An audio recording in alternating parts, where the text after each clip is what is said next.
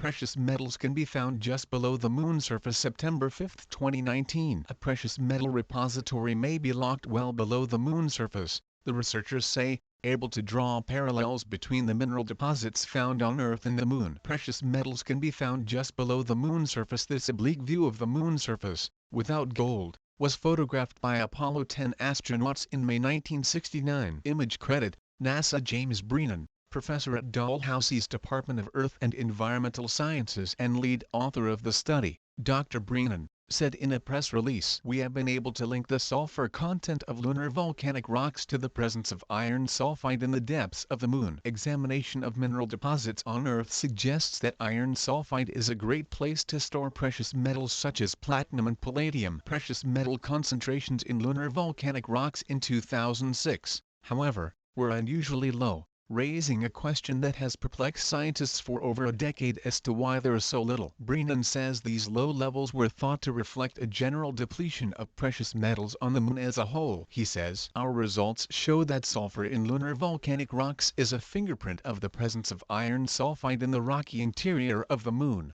where we think the precious metals were left behind when the lavas were created." Researchers measured the composition of the resulting rock and iron sulfide and confirmed that the precious metals would be bound by iron sulfide, making them unavailable to magmas flowing to the lunar surface. Brennan said there was probably not enough to form an ore deposit, but certainly enough to explain the low levels in the lunar lavas. However, samples from the deep, rocky part of the moon where lunar lavas originated are needed to confirm recent discoveries. Geologists have access to scientific samples hundreds of miles deep inside the Earth, but this material has not yet been recovered from the moon. Brennan said, "We have been scouring the surface of the Earth for a very long time, so we have a good idea of its composition, but with the moon not so. We have an overall total of 400 kilograms of the sample that was brought back by the Apollo missions. It's a very small amount of material. Therefore, to find out about the interior of the moon, we need to reverse engineer the composition of the surface washings." Remote satellite detection suggests that there may be outcrops from the deepest parts of the moon, revealed after massive impacts from the Schringer and Zeeman craters in the Aitken South Pole Basin. Brennan further informed,